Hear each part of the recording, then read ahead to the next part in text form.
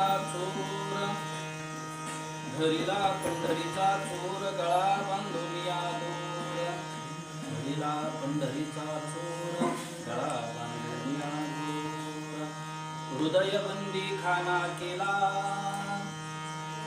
हात विठ्ठल कुंडीला धरिला पंढरीचा चोर गळा बांधून या दूर शब्दे केली जडाजोडी शब्दे केली जडाजोडी विठ्ठल पायी घातली विडी धरिला पंढरीचा चोर गळा बांधून या दूर सोहम शब्दाचा मारा केला विठ्ठल काकोळती आला धरिला पंढरीचा चोर गळा बांधून या दूर जनी म्हणे बा विठ्ठला जनी म्हणे बा विठ्ठला जीवेन सोडी मी तुझला धरिला पंढरीचा चोर गळा बांधून या दूर पांडुरंगा करू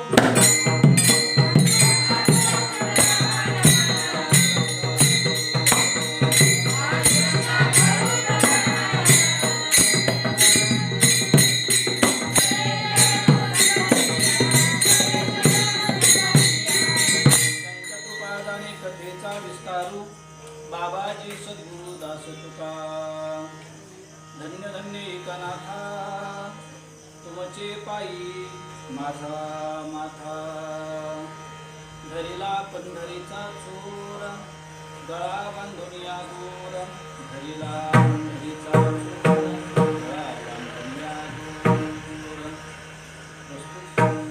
कीर्तन रूपी सेवेकरता निवडलेला अभंग जगद्वंद्य महाराष्ट्र भूषण भगवान परमात्म्याचे गरीवाळ भक्त असणाऱ्या श्री संत जनाबाई महाराज यांचा 5 चरणाचा भगवान पंढरीनाथांना मी कशाने धरलं या सांगणारा अभंग सेवेकरता निवडलेला आहे. विठ्ठल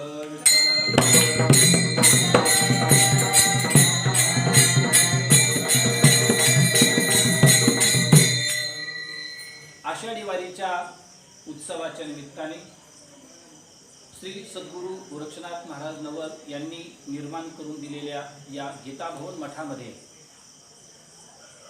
शांतीब्रह्म एकनाथ महाराजांच्या वास्तव्याने पुनीत झालेल्या गोदावरी मातेच्या तीरावरती आपण हा आषाढी वारी उत्सव साजरा करत आहोत. गेले 9 दिवस आपण याच अभंगावरती चिंतन करत आहोत. आजचा हा आपल्या अभंगाचा चिंतनाचा 10वा दिवस अशा प्रकारचा आहे. विठ्ठल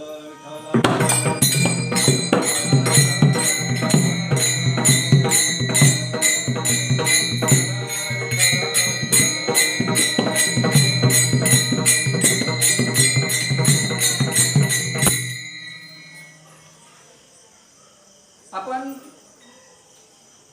आतापर्यंत बघत आलो जनाबाई महाराज भगवान पंढरीनाथाला चोर का म्हणतात.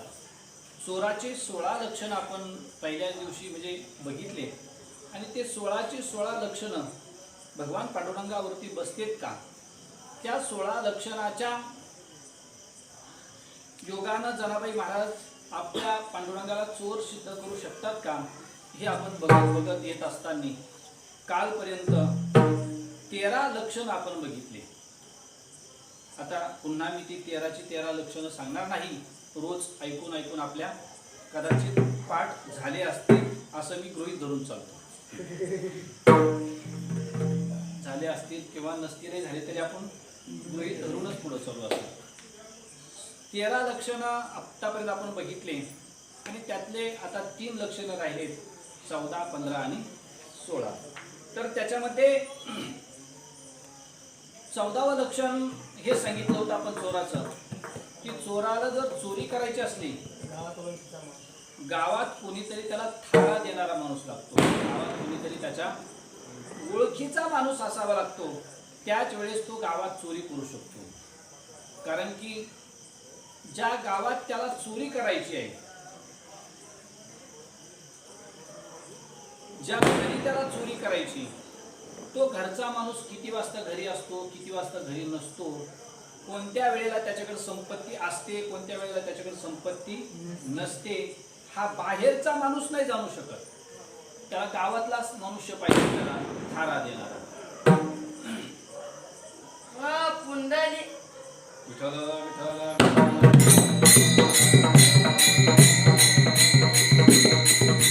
त्याला गावातला माणूस लागतो थारा देणारा. तो बाहेरून येऊन तिथं चोरी करू शकत नाही. त्या गावातला माणूसच बाहेर गावच्या माणसाला सर्व तो माहिती देत असतो, ज्या घरची चोरी करायची त्या घरची. आणि असं म्हणतात सुद्धा की ज्यावेळेस आपल्याच घरातला एखादा मनुष्य फुटतो त्याच वेळेस आपल्या घरामध्ये चोरी होऊ शकते किंवा आपल्या घरामध्ये फूट पडू शकते. दुसरा मनुष्य आपल्या घराची फूट पाडू शकत नाही, दुसरा मनुष्य आपल्या घराची चोरी करू शकत नाही. असं बोलताना असं बोलतात ना, घरचा भेदी आणि लंका दहन. तर रावणाला मारायला सुद्धा कारणीभूत ठरला तो म्हणजे विभीषण. रावण कसा मेला पाहिजे ते कोणी सांगितलं? विभीषणाने सांगितलं. त्याच वेळेस त्या ठिकाणी रावण मेला. एरवी रावण मरू शकत नव्हता. म्हणजे घरातला मनुष्य जर फुटला तरच त्या ठिकाणी विठ्ठल विठ्ठल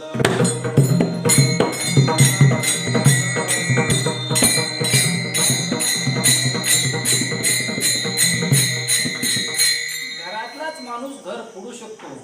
तसं गावातलाच माणसाने जर त्याला मदत केली तर बाहेरगावचा मनुष्य येऊन चोरी करू शकतो. अचानक बाहेरगावचा मनुष्य येऊन आपल्या घरामध्ये चोरी नाही करू शकत. त्याकरता घरातला किंवा गावातला कोणतरी त्याला साथ देणारा असावा लागतो.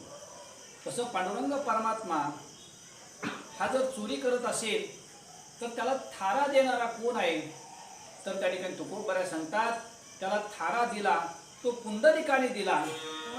पुंडलिके थारा देव आणि देतो. पुंडलिके थारा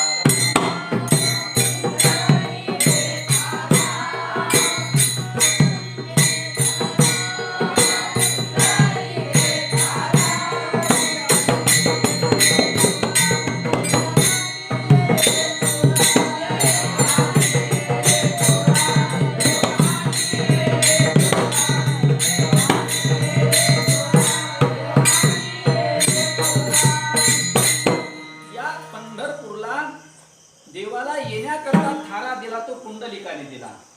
तुकोबराय म्हणतात पुंडलिके थारा देऊया नेले या चोरा. या चोराला थारा दिला तो कोणी दिला? पुंडलिकाने अशा प्रकारचा दिला. आणि पुंडलिकाने थारा देऊन या चोराला वैकुंठातून इथं आणलं. जसं त्या गवळणी सुद्धा तक्रार करतात ना, सवे तुकया मेला तेने आगुना निला. इथं आणण्याकरता कारण ते पुंडलिक आहेत, तुकोबराय आहेत. त्या पुंडलिकाने तुकोबरायने त्यांना थारा दिला. म्हणून गावात कोणीतरी थारा देणारा असावा लागतो. आणि त्याच वेळेस गावामध्ये चोरी होते. गावातल्याच माणसाने त्या ठिकाणी त्याला चोरीचा सर्व मुद्दा सांगितलेला असतो. तसं तुकोबराय म्हणतात की पुंडलिके थारा देऊया नेलिया चोरा. हे 14वं लक्षण.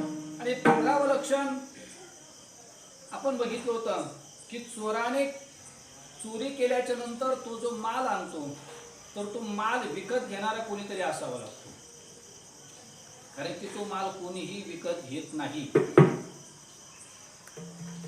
त्या चोरीचा कायदा असा आहे, चोरी करणारा जसा गुन्हेगार असतो तसा चोरीचा माल विकत घेणारा सुद्धा गुन्हेगारच असतो. त्यामुळे चोरीचा माल सुद्धा कोणीही विकत नाही घेत. त्याला पाठीशी घालणारा कोणीतरी असावा लागतो. तू कर चोरी, मी आहे तुझ्या पाठीमागे, मी तुझ्या त्या ठिकाणी माल घेत जाईल, मी तुझ्याकडून तो माल विकत घेऊन तुला मी पैसे देत जाईल. मग काही भाव त्याचं काय ठरलेलं असेल तो ठरलेला असेल.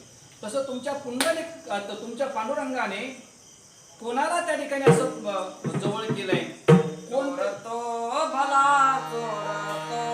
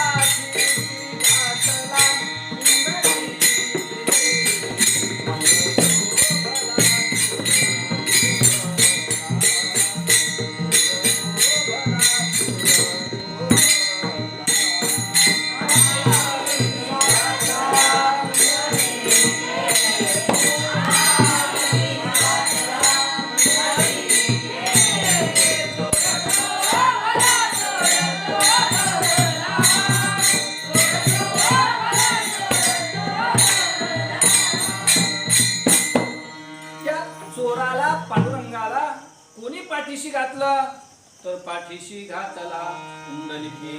त्या पुंडलिकाने त्याला पाठीशी घातलं. थारा देणाराही पुंडलिकच आहे आणि पाठीशी घालणारा सुद्धा अशा प्रकारचा पुंडलिकच आहे. हे 15 लक्षणं झाले. आता 16वं लक्षण आहे चोराचं, ते म्हणजे त्याने चोरी गावातल्या गावात नाही केली पाहिजे. विठ्ठल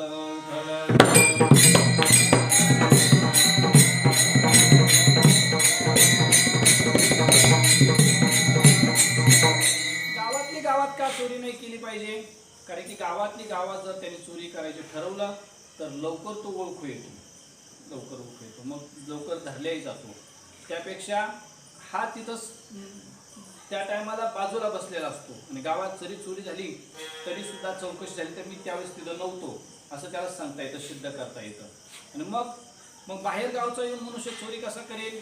तर बाहेर गावच्या माणसाला हा मनुष्य सर्व तिथलं सांगत असतो. आपण थारा देण्याच्या मुद्द्यावरती त्या लक्षणावरती आपण पाहिलं.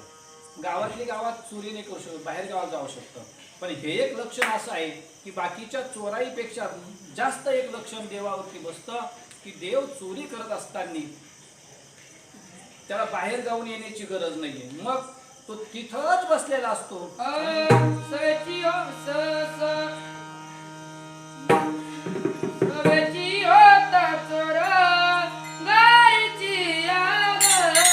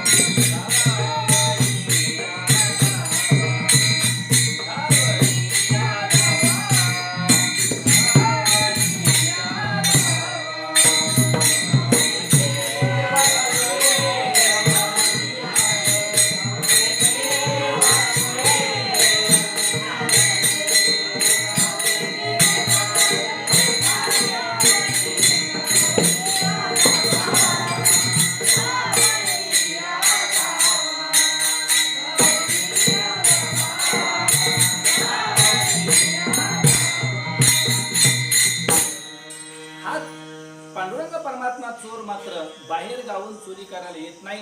तो तिथंच असतो आणि तिथं बसूनच तो चोऱ्या करतो. सवेची होता चोर घरची घरी अवघे केले वाटोळे आवली आवरी.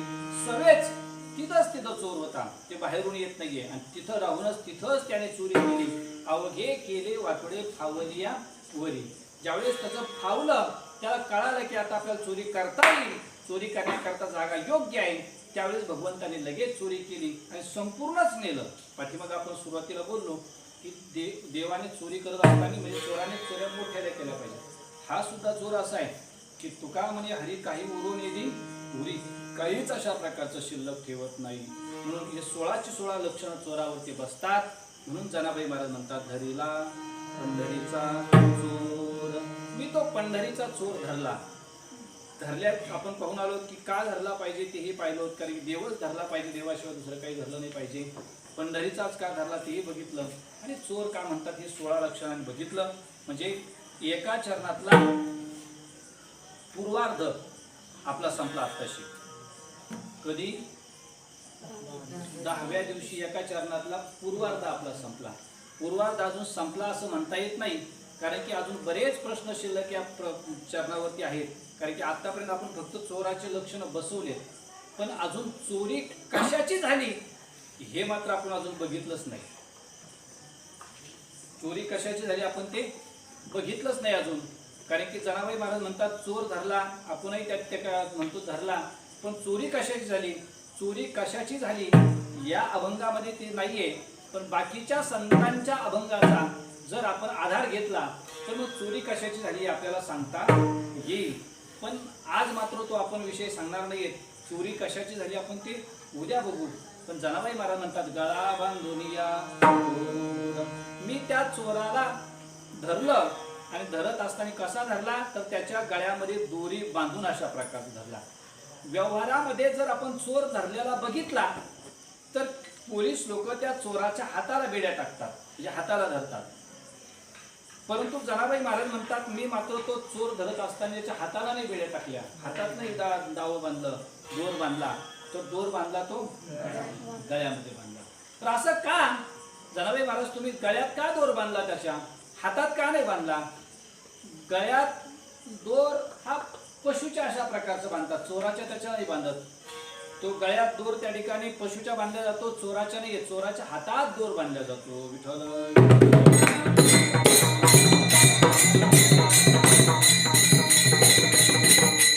त्यामुळे तुम्ही असं गळ्यात दोर बांधला असं का म्हणता? तर त्याचं उत्तर असं आहे बघा,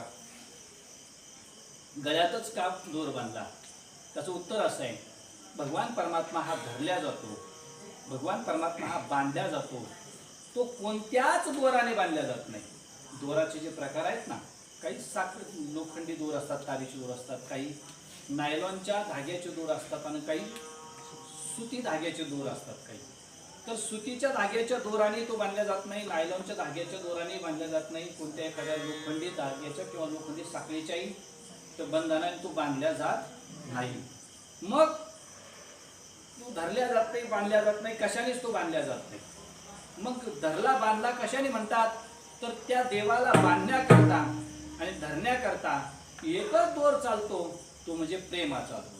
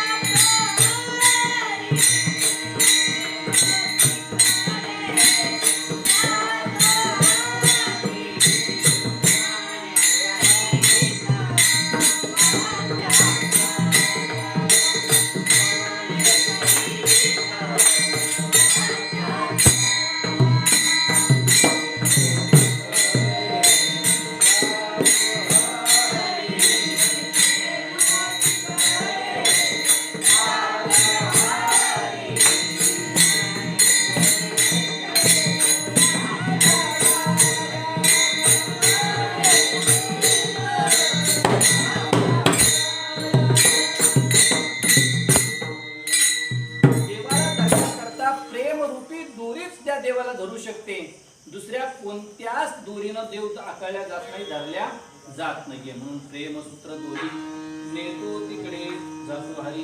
भाव म्हणा, प्रेम म्हणा, त्या भावाशिवाय प्रेमाशिवाय देव आकारल्या जात नाहीये. भाव वया आकळे एरवी ना करे आकळे कैसा हरी. कारण की काहीही करायचं असेल तर त्याच्या जोडीला प्रेम असेल तर ती भक्ती ठरते. आणि जर आपण प्रेमाशिवाय जर क्रिया करत असाल तर ती भक्ती भक्ती ठरत नाही.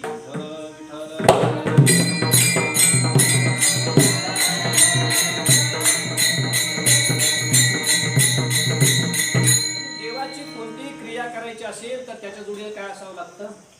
प्रेम असावं लागतं. प्रेम असल्याशिवाय देवाची कोणतीच क्रिया भक्ती ठरत नाही. म्हणून तर म्हणतात ना, आपण दोन भाग आहेत बघा. आपण आपलं कर्म जरी करत असलो आणि त्याच्या जोडीला जर भक्ती असेल, त्याच्या जोडीला जर प्रेम असेल, तर आपलं कर्म सुद्धा भक्ती ठरते. आणि याच्या व्यतिरिक्त जर आपण भक्तीही करत असेल आणि त्या भक्तीच्या जोडीला जर प्रेम नसेल, तर ती भक्ती ठरत नाही, तर ते सुद्धा त्या ठिकाणी कर्म अशा प्रकार ठरतं, साधारण संसार अशा प्रकार ठरतं. म्हणून भक्तीमध्ये सुद्धा जे आपल्याला करायचं आहे, भजन करायचं ना, ते सुद्धा प्रेमाशिवाय नाही. नाथ महाराज म्हणतात, प्रेमाशिवाय केलेलं भजन हे कशासारखं आहे? प्रेमाविन भजन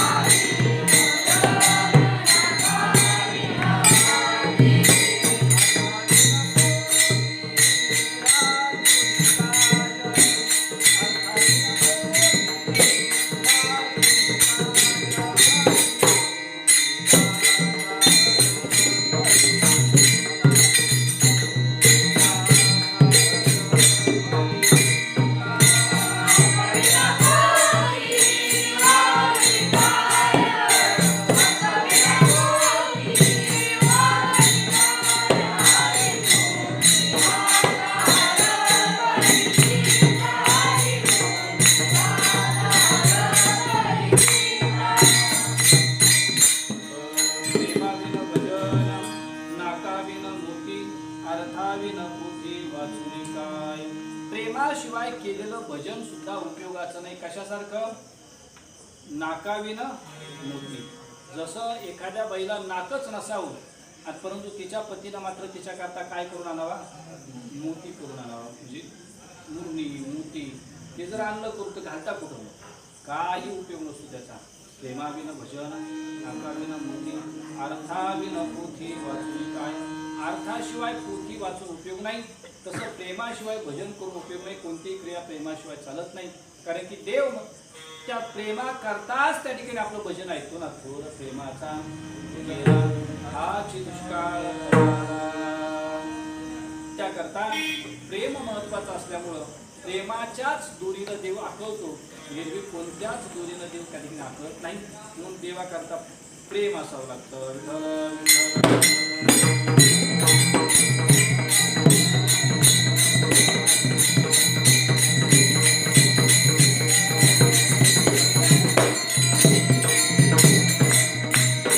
आणि याच्या व्यतिरिक्त आपण पाहतो, भजनाला प्रेम नसेल तर त्या ठिकाणी भजन ठरत नाही.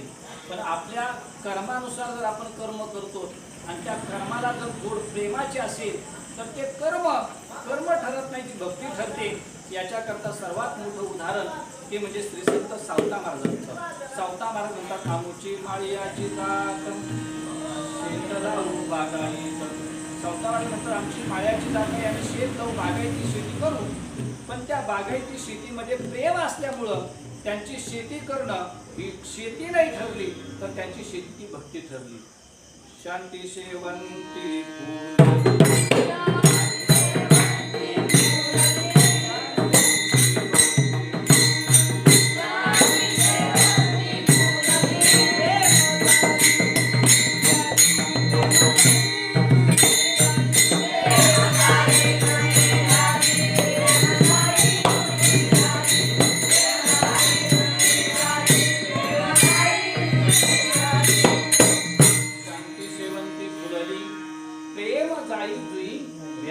त्यांनी प्रेमाने सर्व शेती केलेली असल्यामुळं त्याच्यामध्ये जे पीक आलं, त्या पीक किंवा ती शेती, त्यांची शेती ठरली नाही, त्यांची शेती ती काय ठरली? भक्ती अशा प्रकारची ठरली. म्हणून प्रेम असेल तर देव आकळल्या जातो, धरल्या जातो, देव बंधनात येतो. आणि प्रेम नसेल तर देव बंधनात येत नाही. जर धरायचं असेल, देवाला बंधन टाकायचं असेल तर प्रेमाचीच दोरी लागते. आणि मला वाटतंय प्रेमाची दोरी ही हातात नाही घातल्या जात, प्रेमाची दोरी ही गळ्यात घातली जाते. आणि प्रेमाची मिठी गळ्यात मारल्या जाते. प्रेमाची मिठी, प्रेमाची दोरी ही गळ्यात घातल्या जाते. म्हणून जनाबाई महाराजांनी जी दोरी घातली ती दोरी प्रेमाची असल्यामुळं जनाबाई महाराजांनी ती गळ्यात घातली. म्हणून गळा बांधूनिया.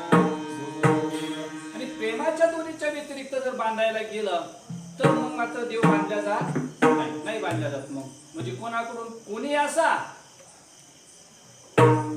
तुम्ही तर तो देव तुमच्याकडून बांधल्या जाणार नाही. कोणी असा म्हणजे म्हणजे देवाची आई जरी असली तर ती सुद्धा प्रेमाशिवाय बांधू शकत नाहीये. जसं उखळाला बांधत असताना भगवान श्रीकृष्ण खोड्या करतात आणि खोड्या करतात म्हणून त्यांनी ठरवलं, यशोदेने ठरवलं आपण याला काय करू, उखळाला बांधून टाकू. मग उखळाला बांधण्याकरता उखळा जवळ उभा केलं आणि उभा करून बांधायला सुरुवात करायची. तर बांधायला सुरुवात करत असताना एक दोन असे आढे मारले आणि आढे मारल्याच्या नंतर पाठीमागं बांधायचं तर दावं खूप शिल्लक राहायचं. असं दावं शिल्लक राहायचं आणि नंतर परत एखादा आडा टाकून दावं कमी करायला गेलं की आणखीनच कमी पडायचं, चांगलं इतरीत कमी पडायचं. आणि यशोदेला वाटायचं मी माझ्या कर्तृत्वावर याला काय करीन, बांधून दाखील. आणि स्वतःच्या अहंकारावर बांधायला गेलं तर मग कधीच बांधल्या जात नाही. तसं संसार सुद्धा स्वतःच्या अहंकारावर करायला गेलं तर संसार कधी होतच नाही. देव करतो, देवामुळे होतं असं म्हटलं तर मग जमतं. नाहीतर आपण करायला गेलो तर एक तर कमी पडतं, नाहीतर मग जादा. जास्तीत जास्त तर संसारात कमी पडलं असेच माणसं जास्त आहे. जादा झाला असं माणसं जास्त कमी आहे. काही ठिकाणी जादा बी होतं ना, इतकं जादा होतं की ते ज्याने कमवलं तो तर मोकार निघतोच, पण ज्याच्याकरता कमवलं होतं त्याच्याही पेक्षा मोकार निघतो. मग तो आवरेजची गाडी घेतच नाही फिरायला, तो कमी आवरेजची गाडी घेतो. मग बरं गाडी अशी घेतो की ह्या गावात चालू केली तर त्या गावात चालू, त्या गावात म्हणजे पळला पाहिजे. तो साधी गाडी घेतच नाही. मग असे म्हणजे ही बाप कमाई असल्यामुळं त्याच्यावर तो आणखी मोकार नाही. त्याला काय कारण, त्याला स्वकर्तृ म्हणजे त्यांनी स्वतः करता ते करायचे प्रयत्न केले असतात. मग एक तर जादा होतं, नाही तर कमी होतं. विठ्ठल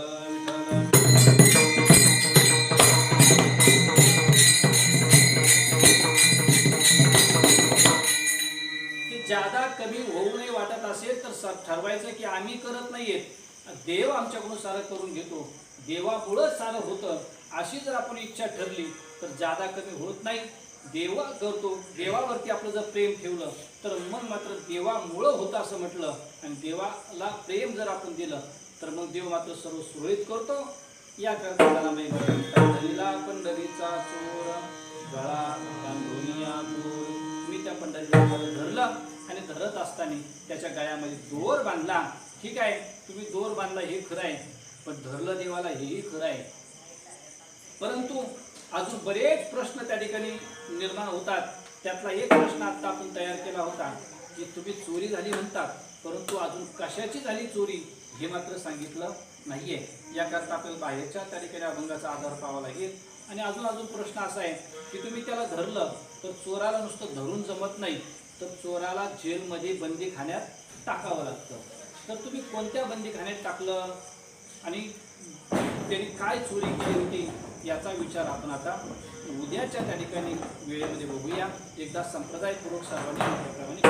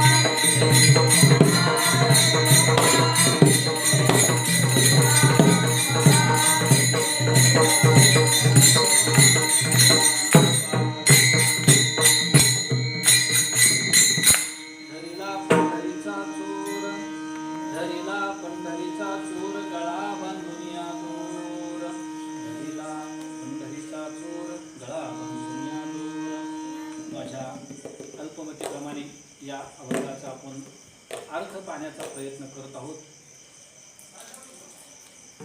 गेले 10 दिवस या अभंगाचं आपण चिंतन करत आहोत आणि पहिलं आपण असं ठरवलं होतं की 20 दिवस आपल्याला चिंतन करावं लागेल. पण आता असं वाटतं की पुढं जे आषाढी वारी उत्सव राहतो, त्याच्यानंतर काला राहतो, तर त्या 3 दिवस वाढावे लागतील. 23 दिवस आपल्याला ते चिंतन करावं लागेल. म्हणून आजच्या 10व्या दिवसाची सेवा थांबतोय आपण. परंतु सर्वच जण त्या ठिकाणी आता कीर्तनं बघायला लागले आणि सर्वच जणांचे फोनही यायला लागले की आम्ही कीर्तन बघतोच महाराज, आणि आम्हाला ते कीर्तन पाहिल्यामुळं पंढरपूरच्या वारीलाच पायी पायी आम्ही चाललो असं त्या ठिकाणी आम्हाला वाटायला लागलं. विठ्ठल विठ्ठल विठ्ठल.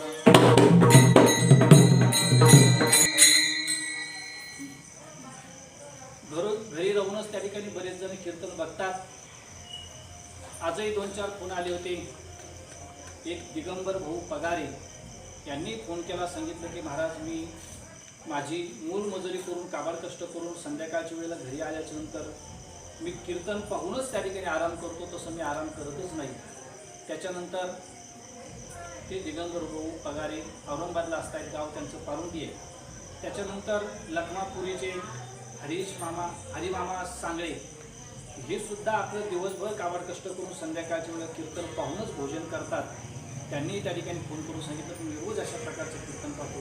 असं बऱ्याच जणांनी कीर्तन पाहून आपली पंढरीची वारी साजरी करावी अशी सदिच्छा व्यक्त करून झालेली सेवा शांतीब्रह्म एकनाथ महाराज, गोदावरी माता, सद्गुरू गोरक्षनाथ महाराज, भगवान श्रीकृष्णाच्या चरणी अर्पण करून सेवेला याच ठिकाणी पूर्णविराम. ज्ञानेश्वर